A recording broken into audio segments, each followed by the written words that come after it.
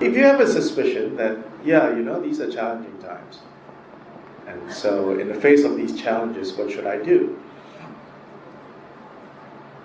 Here we say, practice radical compassion.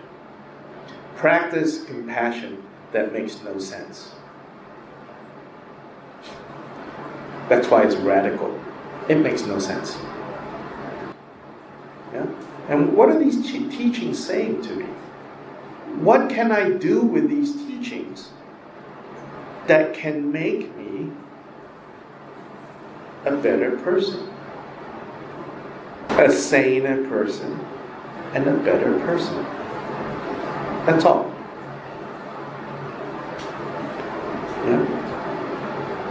So this notion of compassion that is ridiculous, that makes no sense. It's counterintuitive.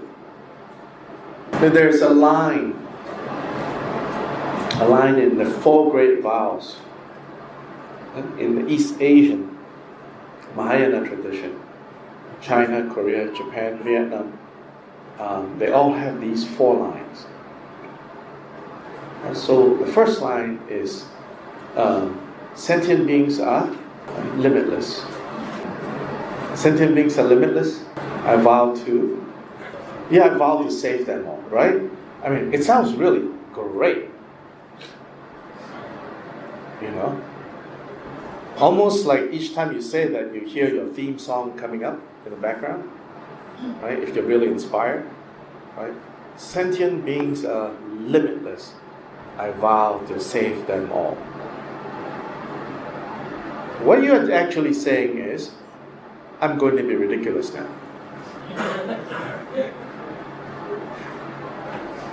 Because you just say they're limitless. If they're limitless, how can you finish? There's, by definition, limitless means no end. So not only is that ridiculous, the next line equally ridiculous, right? Kleshas are inexhaustible. I vow to completely extinguish them. Right? Dharma methods are innumerable. I vow to master all of them. Buddhahood is unsurpassed. I vow to basically achieving the unsurpassed. Achieve also means reaching. It also means surpassing. But you're going to now spend the rest of time surpassing the insurpassable, saving the limitless, putting a limit to limitless. Yeah, that's why they are called the 4 great vows. So you can substitute great with ridiculous. The 4 ridiculous vows. I'm not saying, therefore don't take them. Because they are ridiculous, therefore we take them.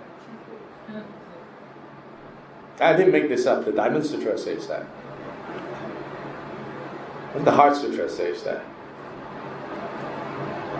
Because there is no attainment of Buddhahood, therefore Buddhas attain Buddhahood with the Prajna Paramita. Yeah? So the great vehicle, the Mahayana, again, I'm not talking about like a sectarian tradition. I'm talking about approaching the problem with a great attitude, a great heart. Mahayana is to be understood in those terms. The great way. And it's not about what you chant, what you eat, what you don't eat, what you wear, what you don't wear. I'm not talking about Mahayana in terms of a sectarian tradition. I'm talking about the attitude of the great heart. The heart has to be so great that it is willing to do that which is ridiculous and impossible. Can we do that? That's the radical compassion. Can we do that? See, most of us, we say, I'm not going to do anything unless I know it's possible. So we sit down and we count and we do our math, we do our spreadsheet, and then we say, in conclusion, possible. Okay, let me sign up. That's what we call the Hinayana. Yeah, again, it's not talking about some tradition. It's talking about another way of approaching a problem where you say, no, can't handle this problem. Okay, bye-bye. You keep running away. You just say, not possible. Not possible because right now we can only see things through the very limited view that our situation allows us to see. And so we're always inside the box. We're always inside the box, within the confines of the box. And therefore, we will do what the box tells us we can or cannot do. Then we will always remain within this box. Then we will always be within this prison, this burning house.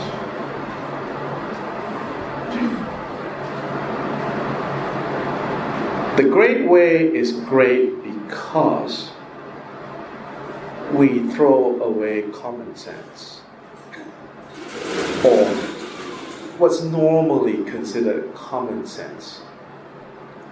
We have to be willing to throw away common sense.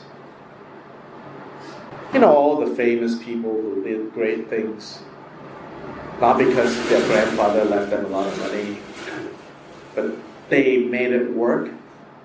They made it work because they know that they are not afraid of doing the impossible. They did not start off by saying, let me think of all the ways that this can fail. Let me think of all the ways why this doesn't make any sense. Now, of course, maybe, I think I would admit there are a lot of things that we need to be careful this way.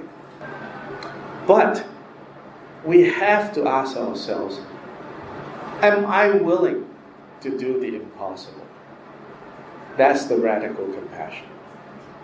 Am I willing to suspend the ordinarily working, calculated little mind? Am I willing to give that up? And have the great mind, the noble heart? Am I willing to do that?